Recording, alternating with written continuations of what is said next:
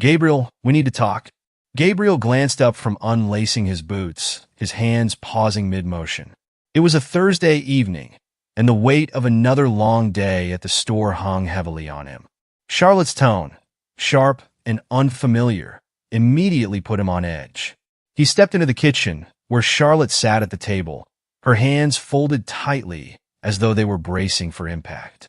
The warm glow of the overhead light cast shadows on her face, hardening her usually gentle features. "Sure, honey. What's on your mind?" Gabriel asked, hanging his coat on the back of a chair. He noticed Brianna standing near the doorway, her arms crossed and her phone clutched in one hand. She was unusually silent for a teenager who was usually glued to her screen or chattering away. Charlotte's words hit him like a brick. "I'm leaving you, Gabriel." Gabriel blinked, unsure if he'd heard her correctly. He chuckled nervously, hoping it was some cruel joke. "Leaving? What are you talking about?" Charlotte didn't flinch. Her face remained cold and resolute. "I'm done living this life, Gabriel. You don't have ambition. You don't have a plan. You're a floor manager at Walmart, for God's sake. I've met someone who can actually give me, and Brianna, the life we deserve." The room seemed to tilt. Gabriel leaned against the counter, gripping it for support as his mind raced. He swallowed hard and tried to steady his voice. "Someone? What do you mean, someone?" "Charlotte, what are you saying?" She sighed, her exasperation evident. "I'm talking about Andrew. My boss. He's everything you're not. Successful, wealthy, confident. He loves me, Gabriel. He sees my worth, and he's offering me a future." Gabriel's gaze darted to Brianna, hoping to find some flicker of disagreement or shock in her expression. Instead, she stared back at him with a mixture of defiance and pity. "Brianna, please," he said, his voice cracking. "You can't agree with this. You're my daughter." Brianna shifted uncomfortably, but didn't lower her gaze. "Dad, I'm sorry, but she's right. Andrew can give us the kind of life you never could. A private jet, vacations, a huge mansion. It's what we deserve. You're just not enough." The word struck him harder than any physical blow ever could. "Not enough?" Gabriel repeated, his voice barely above a whisper. "I've done everything for you, for both of you. I've worked late nights, sacrificed. How can you say this?" Charlotte stood abruptly, pushing her chair back with a scrape. "We've wasted enough time pretending this could work. You're not ambitious, Gabriel. You've settled for mediocrity, and I won't let that drag me, or Brianna, down anymore." Gabriel's legs felt weak, but he forced himself to stand tall. "Charlotte, don't do this. Don't throw away 18 years of marriage because some rich guy is flashing his wallet at you. He doesn't love you. He loves the idea of you." Her laugh was sharp and bitter. "Spare me the moral lecture, Gabriel. Maybe if you'd worked half as hard on becoming a man with ambition as you did on being a doormat, we wouldn't be here." Gabriel turned back to Brianna, desperation creeping into his voice. "Brianna, please. I've always supported you. All those late nights helping you with homework, driving you to practice, making your favorite dinners. Was that all meaningless?" Brianna hesitated for a fraction of a second before responding. "It's not meaningless, Dad. It's just not enough. I don't want to struggle like this anymore. I want a real future, and you can't give me that. Andrew can." Gabriel's hands clenched in a fist at his sides. "You're both leaving? Just like that? After everything I've done? You're walking out for someone you barely know?" Charlotte shrugged, picking up her phone from the table. "Andrew's sending the car tomorrow morning. We're packing tonight. I suggest you don't make this harder than it needs to be."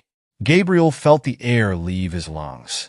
The woman he had loved for nearly 2 decades, the mother of his child, had discarded him like he was nothing. "Brianna," he said, his voice trembling, "I love you. You're my daughter. If you go now, if you choose this path, it'll change everything. Please don't do this." Brianna met his gaze, her own eyes glistening with unshed tears. But her words were merciless. "We shouldn't waste time with losers like you, Dad. Good luck with your poorness. Hope it doesn't drag you down too much. Bye, loser."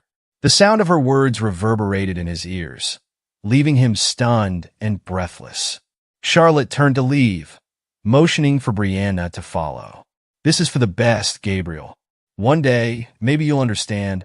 Gabriel stood frozen in place as they moved around the house, packing their belongings. He heard drawers opening, the rustling of clothes, the dull thuds of suitcases being zipped shut. Every sound felt like a nail being driven into his chest. When they finally walked out the door, Charlotte didn't look back. Brianna paused for a moment, her hand on the doorframe. For a fleeting second, Gabriel thought she might change her mind. But she only whispered, "Goodbye, Dad," before closing the door behind her. The silence that followed was deafening. Gabriel stood in the middle of the empty kitchen, staring at the space where his family had been. His hands trembled as he sank into a chair, the weight of their betrayal pressing down on him like a physical force. He reached for his phone, staring at the family photo on the screen. It was taken 2 years ago at a 4th of July barbecue. They were all smiling, arms wrapped around each other. The happiness in their eyes now felt like a cruel illusion. Gabriel set the phone down and buried his face in his hands. The pain was unbearable, but as the hours passed and the initial shock began to fade, a new emotion started to surface. Anger. Not the fiery, reckless kind of anger, but a cold, simmering resolve. They thought he was a loser. They thought he was a failure, unworthy of their love. "Fine," he muttered to himself, his voice hoarse. "If that's how they see me, I'll show them just how wrong they are." He sat up straighter, his jaw tightening. The man who had stood idly by, who had let life happen to him, was gone. What remained was someone determined to rebuild, not for them, but for himself. Gabriel had lost everything that night, but in the ashes of his shattered life, a spark of determination began to burn. Gabriel sat on the edge of his bed, staring blankly at the darkened room. The only sound was the faint hum of the refrigerator from the kitchen.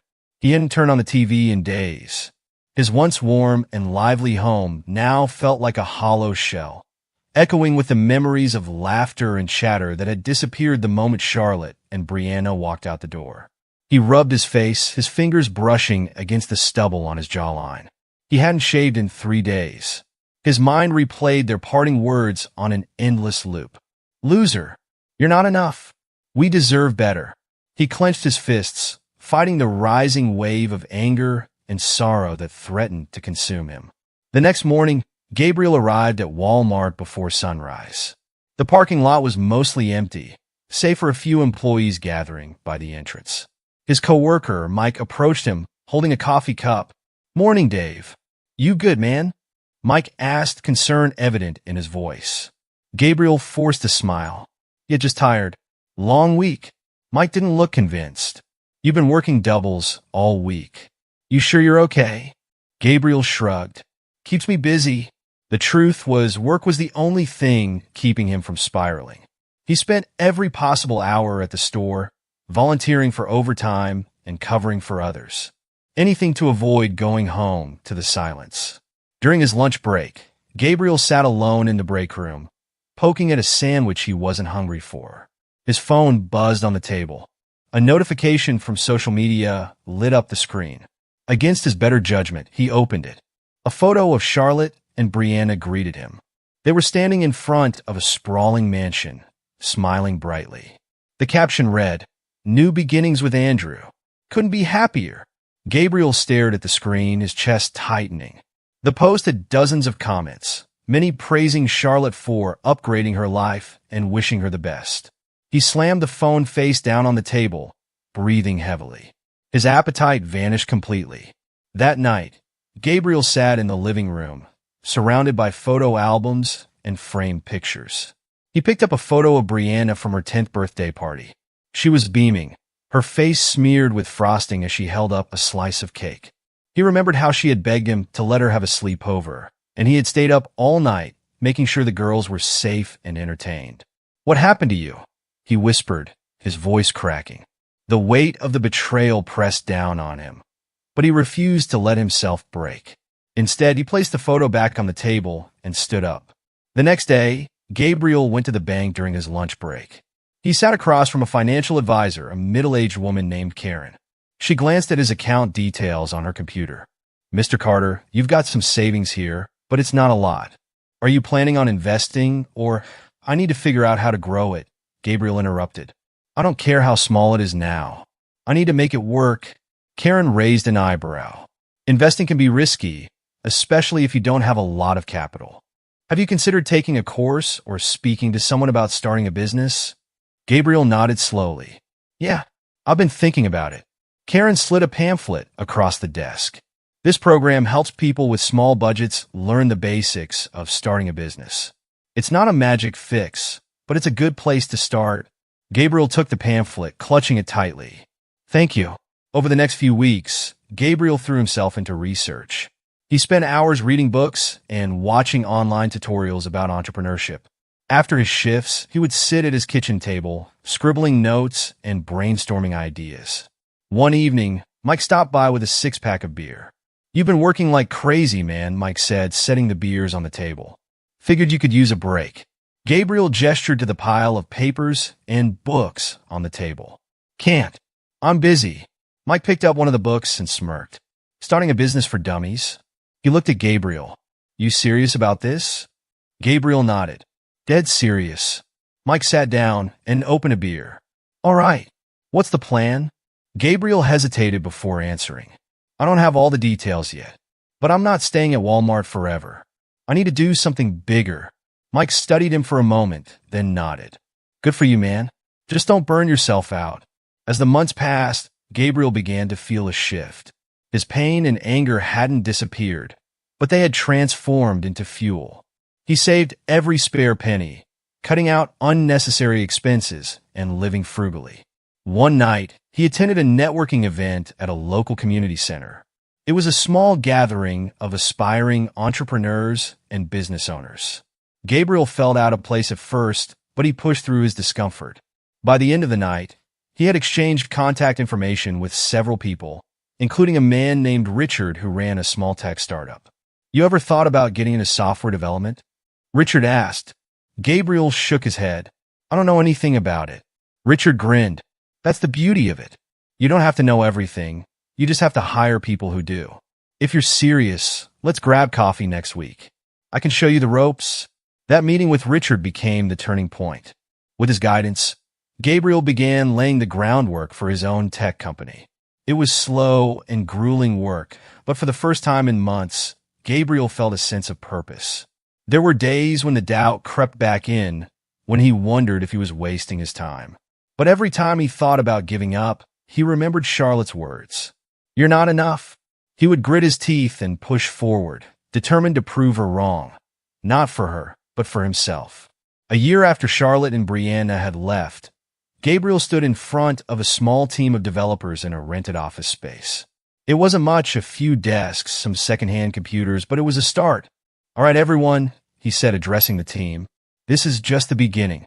We've got a long road ahead, but I believe in what we're building here. As he spoke, he felt a flicker of pride. He had hit rock bottom, but he hadn't stayed there. He was climbing one step at a time, and he wasn't going to stop until he reached the top. Gabriel stared at the blank sheet of paper in front of him, his hand gripping a pen so tightly that his knuckles turned white. The small desk in his rented one-bedroom apartment was cluttered with notes, receipts, and sketches of ideas. The early days of building his company felt more like chasing a mirage in the desert than laying the foundation for an empire. One day, during a late-night brainstorming session, his phone buzzed. It was Richard, his mentor from the networking event a year ago. Gabriel, I've got a lead on a potential client, Richard said, his voice filled with excitement. It's a small logistics firm that needs software to optimize their operations. They're willing to give a newbie a chance if we can deliver within their budget. Gabriel's heart raced. What's the budget? $15,000, Richard replied. Gabriel's stomach sank. It was a shoestring budget for the scope of work required, but it was a lifeline. I'll take it, Gabriel said without hesitation. Good, Richard said. Now, get ready to work harder than you ever have. The first project was grueling. Gabriel worked around the clock, eating instant noodles at his desk and collapsing in a bed for a few hours each night. He brought on 2 freelance developers, paying them out of his own savings. There were countless roadblocks. Bugs in the code, missed deadlines, and moments of doubt when the client threatened to cancel the contract. But Gabriel pushed through, learning from every mistake and rallying his small team. When the project finally launched, it exceeded the client's expectations. The logistics firm saw a 30% increase in efficiency, and word of Gabriel's company began to spread. Over the next few years, Gabriel built on that momentum. He named his company Infinity Systems, inspired by his belief in limitless possibilities. The small wins grew into larger ones. A mid-sized retail chain hired him to develop a customer analytics platform. Then a regional transportation company contracted Infinity Systems to overhaul its fleet management software. Despite the progress, the journey was far from smooth. One evening, Gabriel sat in a cramped conference room with his three-person team, staring at a stack of unpaid invoices. His operations manager, Lisa, looked worried. "Gabriel, we're running on fumes," she said. "If we don't land another contract soon, we won't make payroll next month." Gabriel leaned back in his chair, rubbing his temples. "We'll find a way. We always do." Lisa hesitated. "There's one more thing. The bank denied our loan application." The news hit him like a punch to the gut. For a moment, he considered giving up, but then he thought of Charlotte's parting words and the look of disdain on Brianna's face. "All right," Gabriel said, standing up. "Let's pivot. We focus on smaller clients, ones that pay faster. We scale back expenses and work lean. No one is giving up on this." Lisa nodded, her confidence bolstered by Gabriel's determination. Years passed, and Infinity Systems finally hit its breakthrough. A government agency, impressed by their work with a transportation company, awarded them a multi-million-dollar contract to develop a secure logistics platform. The deal changed everything. Gabriel expanded his team, moved into a sleek new office building, and began diversifying the company's offerings. He delved into artificial intelligence, renewable energy, and cloud computing. One night, after signing the government contract, Gabriel stood in his office, gazing out at the city skyline. The lights of the buildings glittered like stars. Richard walked in, holding a bottle of champagne. "You did it, Gabriel," he said, grinning.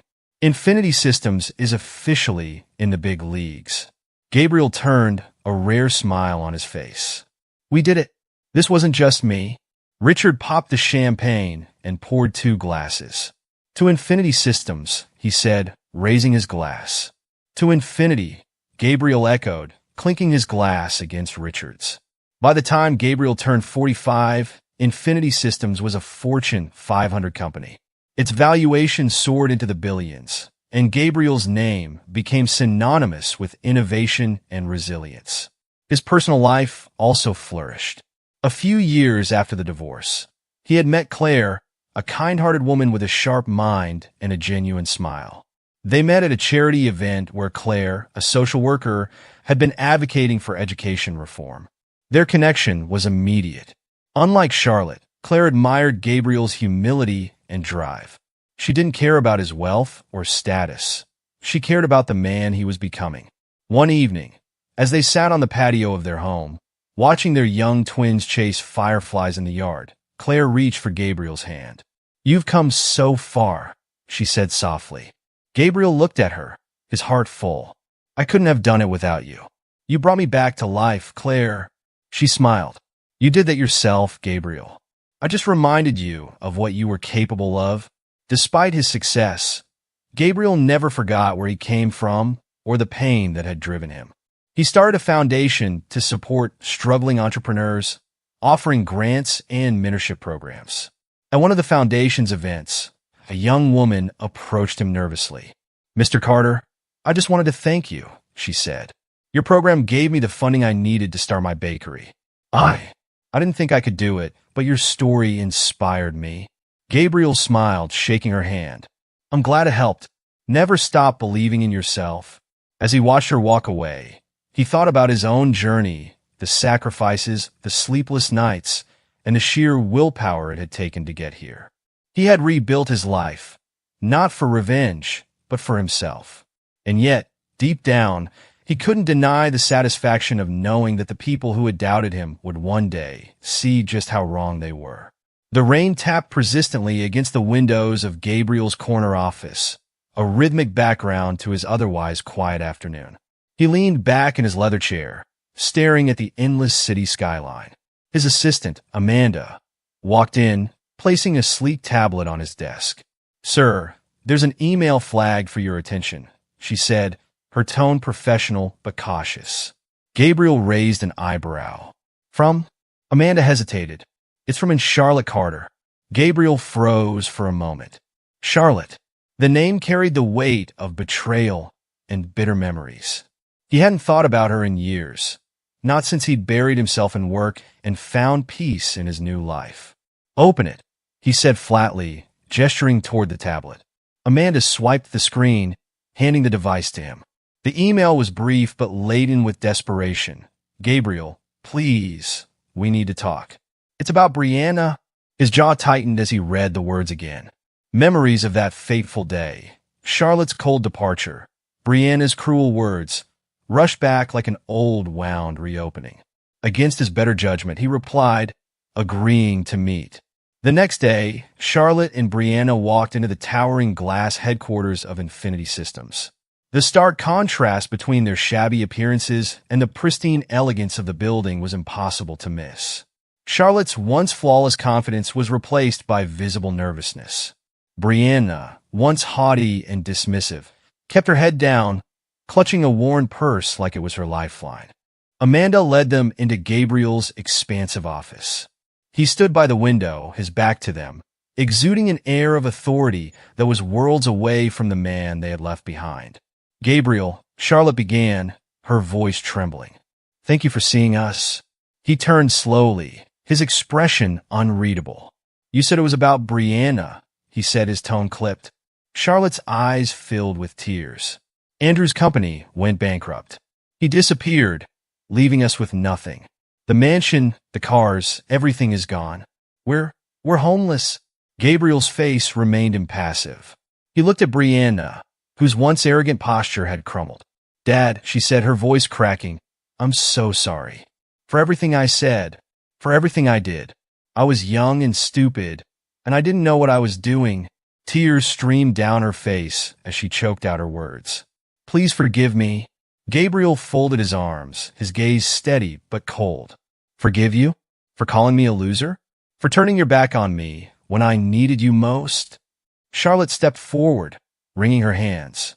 "Gabriel, I know we hurt you, but please think of Brianna. She's your daughter. She's lost, and she needs you." Gabriel's lips curled into a bitter smile. "Now you want me to think of her? Where was this concern when you walked out of my life? Where was this when you chose Andrew's jet over my loyalty?" Charlotte fell to her knees, sobbing uncontrollably. "Please, Gabriel, I'll do anything. Just give us a chance to make this right. We've lost everything. You're the only one who can help us." Brianna joined her mother, tears streaming down her face. "Dad, I'll do whatever it takes to fix things. I'll work for you. I'll earn your forgiveness. Please don't hate me." Gabriel walked around his desk, leaning against it as he studied them. The image of them groveling should have brought him satisfaction, but all he felt was an icy detachment. "You know," he said, his voice steady, "I used to lie awake at night, wondering what I did wrong, wondering why the people I loved most thought I wasn't enough." He shook his head. "But now, I see it clearly. It wasn't about me. It was about your greed, your shallow priorities, and your inability to value loyalty over luxury." Charlotte reached for his hand, but he stepped back. "Gabriel, please, don't do this." He fixed her with a steely gaze. "Do what, Charlotte? Give you the help you never gave me? You made your choices. Now live with them." The silence in the room was deafening. Charlotte's sobs grew louder as she realized the futility of her pleas. Brianna buried her face in her hands, her shoulders shaking. Gabriel turned to Amanda, who had been quietly observing from the doorway. "Call security," he said. Charlotte's head shot up. "No, Gabriel, please. Don't do this to us." "Escort them out," Gabriel continued, ignoring her cries. Security arrived moments later, 2 men in suits stepping into the office. They gently but firmly guided Charlotte and Brianna toward the door. "Dad!" Brianna cried, twisting to look at him one last time. Please. Gabriel didn't move. He stood motionless, watching as they were led away. Their desperate cries echoed through the pristine halls of Infinity Systems, a haunting reminder of the consequences of their betrayal. When the door finally closed, Gabriel exhaled deeply. He walked back to his desk and sat down, staring at the city skyline once more. A mixture of emotions swirled within him: vindication, sadness, and a strange sense of closure. Amanda stepped back into the room cautiously. Are you okay, sir? Gabriel nodded slowly. Yes, I'm fine. Amanda hesitated before speaking again. For what it's worth, you did the right thing. Gabriel didn't respond immediately. He turned to face her, his expression thoughtful. Maybe, or maybe I just did what they deserved. Amanda nodded and left the room, leaving Gabriel alone with his thoughts. For the first time in years, he felt truly free. Gabriel pulled into the driveway of his sprawling suburban home just as the sun dipped below the horizon, casting the sky in hues of orange and purple. The sound of laughter echoed from the backyard, where his two young children, Max and Camila, were playing tag under the watchful eye of their mother, Claire. As Gabriel stepped out of his car, Max spotted him and shouted, "Daddy's home!" The boy sprinted toward him, followed closely by Camila, her curly hair bouncing as she ran. Gabriel scooped Max into his arms and bent down to kiss Camila's forehead. "Hey, my little troublemakers, did you behave for Mom today?" Camila giggled. "Mostly. Max cheated at tag." "Did not." Max protested, his face scrunched in indignation. All right, Gabriel said, laughing. "We'll have a rematch after dinner. Deal?" The children cheered and ran back to the yard, their giggles filling the air. Claire walked over, her soft smile illuminated by the porch light. She wrapped her arms around Gabriel, pulling him into a warm embrace. "Long day?" she asked, her voice soothing. Gabriel exhaled deeply, resting his forehead against hers. "You could say that, but it's over now, and I'm exactly where I want to be." Later that evening, the family sat around the dining table, enjoying Claire's homemade lasagna. Max recounted his adventures in school, while Camila proudly displayed her drawing of a colorful butterfly. "This is the best butterfly ever, Soph," Gabriel said, admiring the picture. "Do you really think so, Daddy?" she asked, her eyes sparkling. "I know so," he replied, ruffling her hair. Claire watched the scene unfold, her heart swelling with pride. After dinner, as the kids got ready for bed, she joined Gabriel on the back porch. They sat side by side, watching fireflies dance in the cool night air. "You've been quiet tonight," Claire said, breaking the silence. "Everything okay?" Gabriel nodded. "It is now. I saw Charlotte and Brianna today." Claire's brow furrowed. "How did that go?" "They wanted help. They've lost everything." He paused, his voice steady. "I said no." Claire reached for his hand, her touch grounding him. "You're allowed to protect yourself, Gabriel. After everything they put you through, you don't owe them anything." "I know," he said, his gaze fixed on the stars. "And for the first time, I don't feel guilty about it. They made their choices. I've made mine." Claire leaned her head against his shoulder. "You're a good man, Gabriel. You've built an incredible life for us, for our kids. That's what matters." Gabriel smiled, a sense of peace washing over him. "Thanks to you, Claire. You've been my anchor through it all." Meanwhile, miles away in a dilapidated apartment complex, Charlotte and Brianna sat in silence. The once proud woman who had flaunted her wealth now struggled to stretch a modest paycheck to cover rent and groceries. Charlotte glanced at the empty cupboards and sighed. "I can't believe it's come to this," she muttered, her voice tinged with bitterness. Brianna, sitting cross-legged on a worn-out couch, stared at the floor. "I should have stayed with Dad," she said quietly, her voice cracking. Charlotte shot her a look, frustration flickering across her face. "And what? Live a mediocre life with a man who had no ambition." Brianna's eyes snapped up, filled with anger and regret. "That mediocre man built an empire, Mom, and he was there for us. We left him, not the other way around." Charlotte's face softened, and she turned away, guilt creeping into her expression. I thought I was doing what was best for us. For you? Well, you were wrong, Brianna said, her voice heavy with emotion. And now we're paying for it. As weeks turned into months, Charlotte and Brianna's situation worsened. They applied for jobs, facing rejection after rejection. Charlotte took a position as a receptionist at a small office, while Brianna worked part-time at a cafe, barely making enough to contribute. One day, Brianna walked past a newsstand and froze. The front page featured a profile of Gabriel, now hailed as a visionary entrepreneur. The headline read, "From Walmart to Wall Street, the billionaire who beat the odds." Tears welled up in her eyes as she read the article. It detailed his rise, his philanthropy, and his new family. The accompanying photo showed Gabriel smiling warmly with Claire and their children. Brianna clutched the paper tightly, her chest aching with regret. She rushed home and threw it onto the kitchen table. "Look at this," she said, her voice trembling. Charlotte glanced at the article and frowned.